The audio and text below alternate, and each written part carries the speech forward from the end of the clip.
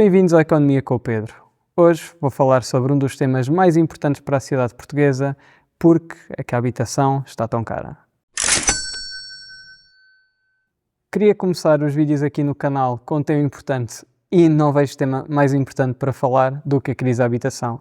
Estamos a viver uma crise sem precedentes nos últimos anos, que faz com que não só para os jovens seja cada vez mais difícil comprar uma casa, como seja cada vez mais difícil para as famílias conseguirem arrendar uma casa. Hoje vou falar sobre as causas desta crise e porque acredito que a situação vai continuar a piorar.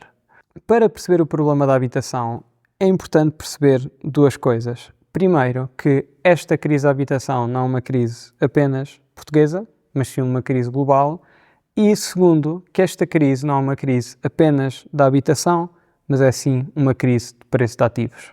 Quando se fala na crise da habitação, há uma grande tendência de se falar para a crise da habitação e olhar apenas para a realidade portuguesa, o que é normal porque temos a habitação mais inacessível de toda a OCDE e nós olhamos para a realidade em Lisboa, que é especialmente dramática, mas vemos também que em cidades como o Porto, Aveiro, Braga, a situação está a piorar e está a ir para o mesmo caminho. E, aliás, se nós olharmos para essas cidades, vemos que essas cidades estavam no ponto em que Lisboa estava há alguns anos. Mas, se nós dermos um passo atrás e se olharmos para outras cidades fora de Portugal, cidades como Madrid, Barcelona, Paris, Amsterdão, mas também Istambul, Rio de Janeiro, Sydney, Nova Iorque, o que nós vemos é que também nessas cidades existe crise da habitação, ou seja, a habitação é cada vez mais inacessível para essas populações. E também lá, eles olham para esse problema como sendo um problema local e devido, por exemplo, a políticas locais. Mas isto em si é uma boa evidência que este não é um problema local, mas é sim um problema que está a acontecer à escala global. E quando olhamos para esta crise, é importante relembrar que hoje em dia a habitação é considerada um ativo financeiro, por isso faz sentido olhar para o preço dos outros ativos. O que é que aconteceu ao preço de outros ativos?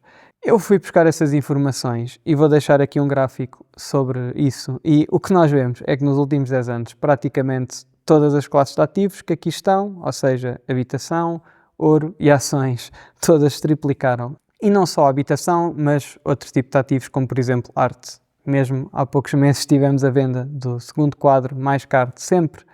Ou seja, o que nós temos aqui, quando damos um passo atrás, é não só uma crise no valor da habitação, mas é uma crise no valor do preço de todos os ativos financeiros. E para perceber o que está a alimentar este aumento, é importante olhar para os fluxos na sociedade. E o que nós vemos é que as pessoas mais ricas da sociedade estão a acumular quantidades enormes de dinheiro.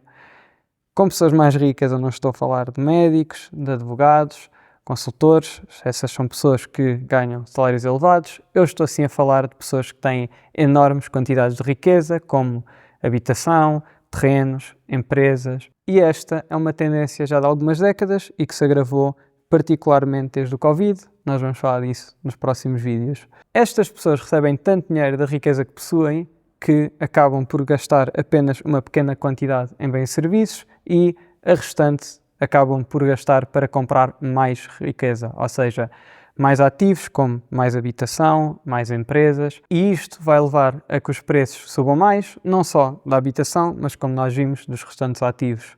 E por outro lado, como os salários não sobem ao mesmo ritmo, o que se passa é que a maior parte das pessoas está a competir contra este pequeno grupo, que tem uma quantidade de riqueza cada vez maior, que está a provocar aumentos sucessivos de preços e tem cada vez menos capacidade de competir com eles. Além deste efeito direto e mais óbvio, há uma outra forma mais indireta que leva ao aumento dos preços das casas, porque a habitação é um tipo de ativo um pouco diferente dos outros. O que é que eu quero dizer com isto? Quero dizer que, ao contrário de outros tipos de ativos, como, por exemplo, ações e ouro, que são tidos na esmagadora maioria pelas pessoas mais ricas, nos Estados Unidos 10% mais ricos são donos de 90% das ações. A habitação é um ativo que tem sido maioritariamente detido pela classe média e pela generalidade das pessoas. E o que acontece aqui é que a forma como nós vemos no fundo, esta transferência de riqueza é não pela propriedade da habitação, mas sim pelos empréstimos, porque o que nós vemos é famílias a necessitar de contrair empréstimos cada vez maiores. O que acontece é que elas são colocadas cada vez mais em dívida, ou seja, têm dívidas cada vez maiores e muito superiores à das gerações anteriores. E, por outro lado, quem emprestou esse dinheiro está a acumular quantidades de crédito cada vez maiores. E, da perspectiva do mercado de habitação, é exatamente igual se é uma pessoa muito rica a adquirir a habitação ou se é uma família a adquirir a habitação usando a mesma quantidade de dinheiro, mas através do empréstimo. Além disso, eu gostava de falar de alguns fatores específicos a Portugal que têm levado a que o problema ainda seja mais grave no nosso país. Uma das principais formas foi através da promoção da habitação como um ativo financeiro, e a forma como nós vimos isso foi através da atração de investimento por parte de grandes proprietários e de grandes empresas, especialmente na área do turismo. E acho que isso é óbvio quando olhamos para as nossas cidades. Nos últimos 10, 15 anos, nós vimos o número de hotéis em Lisboa a triplicar e, por outro lado, quando olhamos para o número de alojamentos locais, vemos que em Lisboa, quando em comparação com Barcelona, vemos que a densidade de alojamentos locais por habitante é 6 vezes, eu repito, 6 vezes superior à de Barcelona, que já é de si conhecida por ser uma cidade com problemas de alojamento local. Por outro lado, vimos também a aquisição de habitação por parte de estrangeiros com maior poder de compra que os locais, e a forma como nós vemos isso é muito simples.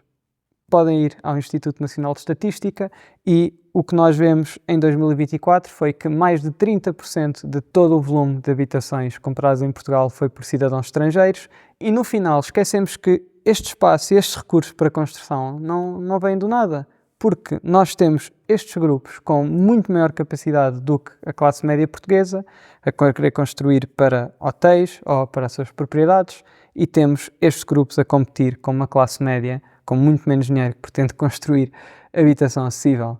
Por isso, Portugal está a tornar-se um país muito desigual. A forma como vemos isso é através deste aumento agressivo do preço da habitação face a salários. Não ajuda também que a isto tenhamos uma grande parte da população mais velha a vender a sua habitação, ou porque acredita que os seus filhos vão conseguir comprar a sua própria habitação, ou porque estas pessoas precisam de pagar o seu final de vida e necessitam desse dinheiro simplesmente para conseguir ter uma vida digna. Outra forma como nós vemos isto é a taxa de jovens que são donos da sua própria casa aos 35 anos. Em 2001 essa taxa era de 70%, em 2021 essa taxa caiu para os 40%. Na minha opinião, a tendência vai ser para o colapso dessa taxa, tendo em conta que desde 2021 até agora o preço das casas em Portugal praticamente que duplicou. E mesmo aqueles que consigam comprar a sua casa vão ter que contrair dívidas cada vez maiores, e o que vai acabar por acontecer é que vamos passar a estar em posições semelhantes a países como o Brasil, como a Índia, como a Nigéria, em que para eles é praticamente impossível comprar uma casa. Basicamente 80 a 90% da população não consegue comprar a sua própria casa, e eu gosto de referir este facto porque existe muitas vezes a crença que os preços estão incrivelmente altos, algo vai ter que trazer os preços para baixo, mas se olharmos para estes países nós vemos que esta é uma situação permanente, os preços das casas estão permanentemente altos e essa é a realidade com que essas pessoas vivem. E foi aliás a realidade durante muitos anos, e a exceção não é agora que o preço da habitação está muito elevado, mas sim há alguns anos atrás, quando a maior parte da população conseguia comprar uma casa. Antes de terminar o vídeo, gostava de falar sobre a narrativa da oferta e da procura, que é muitas vezes usada para justificar os preços elevadíssimos da habitação em Portugal. O argumento que é muitas vezes usado é que há muita procura de habitação em Portugal, há pouca oferta e é isso que leva a este aumento sucessivo de preços. Mas, se existe pouca habitação em Portugal, como é que Portugal é um dos países da OCDE com mais habitações por habitante? E o que nós vemos em cidades como Lisboa, mas isto passa-se no país inteiro, é que existe uma enorme quantidade de casas prontas para habitar e que não estão a ser utilizadas. Só em Lisboa existem 70 mil, eu repito, 70 mil habitações vazias e prontas a utilizar. Eu não estou a falar de ruínas, eu estou a falar de casas que estão prontas para ser habitadas. E noutros locais, como por exemplo o Porto, nós vemos que existe construção, mas a construção que existe é basicamente a preços elevadíssimos e incomportáveis para a maioria das pessoas. E o segundo ponto que quero falar é mesmo sobre a construção, que é necessário construir mais habitação. Como se sucessivos governos nos últimos anos não tivessem tentado fazer isso. E quando eu ouço essa pergunta, eu questiono-me se estamos ou não a construir mais. E o que nós vemos é que estamos a construir. Desde 2015 que o volume de construção em Portugal tem aumentado. E quando ouço esta pergunta, eu pergunto-me: quem é que vai comprar esta habitação? Será que são as famílias que necessitam desta habitação para viver? Ou será que é, como vimos em Espanha, fundos que compram basicamente prédios inteiros e a seguir os arrendam de volta a essas famílias a preços exorbitantes? E eu pergunto-me também que tipo de construção é que vamos ter, porque cá em Portugal, se olharmos para Lisboa, se olharmos para a Comporta, nós vemos construção e vemos construção de luxo. E nós temos uma realidade em que temos uma pequena faixa da população que está a enriquecer a um ritmo muito rápido, tem cada vez maior poder de compra, e por outro lado temos uma esmagadora maioria da população que está ano após ano a empobrecer e a ter menos condições financeiras. E da perspectiva de quem é dono dos recursos, ou seja, dos construtores que são donos destes recursos, eles vão perguntar-se para quem é que vão construir e vão olhar para estes grupos da população. E é óbvio para quem é que eles vão construir e não vai ser para as famílias. Para concluir, a habitação está cada vez mais inacessível. Esta não é uma realidade apenas portuguesa, mas sim de todo o mundo ocidental. Esta crise não é apenas uma crise de habitação, é uma crise sim de todos os tipos de ativos. Esta subida está a acontecer devido à desigualdade de riqueza.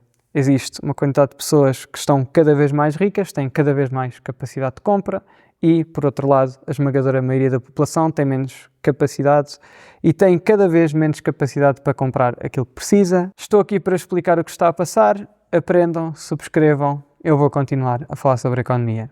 Obrigado.